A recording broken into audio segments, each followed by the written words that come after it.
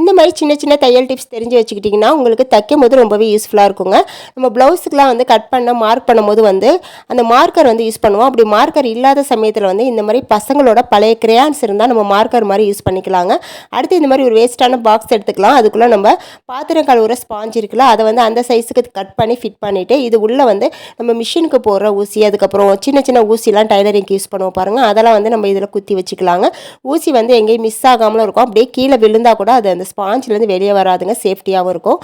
அடுத்து ஊசியில் ஈஸியாக நூல் கோக்கிறதுக்கு அந்த நூலோட முனைப்பகுதியில் லைட்டாக நெயில் பாலிஷ் அப்ளை பண்ணிவிட்டு கோத்தோம்னா ஈஸியாக கோத்துடலாங்க. அடுத்து நம்ம ப்ளவுஸுக்கெலாம் யூஸ் பண்ணுற அந்த கொக்கி பட்டன்லாம் இருக்குது பாருங்க, அதெல்லாம் ஆர்கனைஸ் பண்ணி வைக்கிறதுக்கு இந்த மாதிரி பழைய டூத் பிக் டப்பா வந்து தூக்கி போடாமல் இதில் வந்து நம்ம ஆர்கனைஸ் பண்ணிக்கலாங்க. கத்திரிக்கோள் ஷார்ப் ஆகிறதுக்கு நம்ம வீட்டில் இந்த மாதிரி பாத்திரம் கழுவுற கம்பி நார் இருக்கும் பாருங்கள், அதை வந்து இந்த மாதிரி கட் பண்ணி விட்டுட்டு அதுக்கப்புறம் நம்ம கட் பண்ணும் போது இன்ஸ்டண்ட்டாக ஷார்ப் ஆயிருங்க. அவசர நேரத்தில் இந்த டிப் உங்களுக்கு ரொம்ப யூஸ்ஃபுல்லாக இருக்கும், ட்ரை பண்ணி பாருங்கள். இதுபோல் நிறைய வீடியோஸ் தெரிஞ்சுக்க நம்ம சேனலை சப்ஸ்கிரைப் பண்ணி வச்சுக்கோங்க. தேங்க்யூ.